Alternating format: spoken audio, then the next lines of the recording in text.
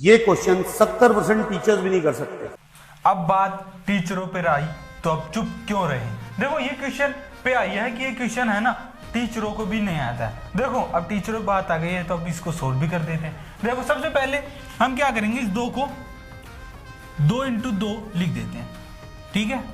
देखो 8 - 2 × 2, इससे कोई फर्क पड़ा नहीं।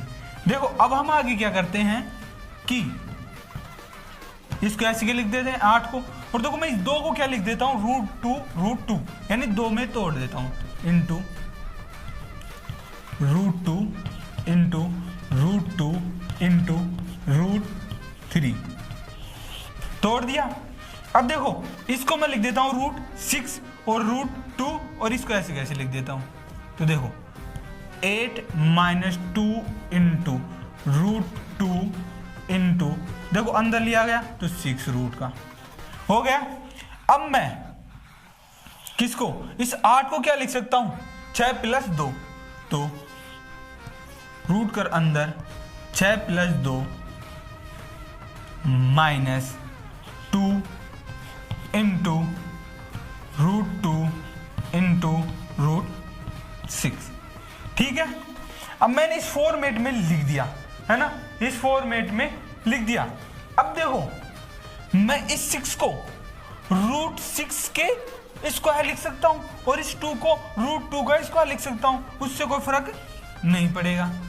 देखो 6 रूट का स्क्वायर प्लस √2 का स्क्वायर -2 × √2 √6 लिख दिया।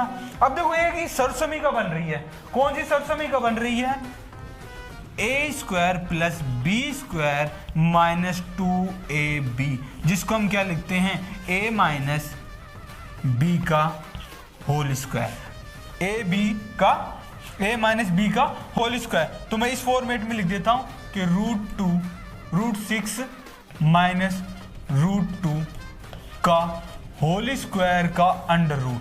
अब आप देखोगे कि इससे ये कैंसिल हो जाएगा। अब क्या बचेगा √6 - √2, ये इसका क्या हो जाएगा आंसर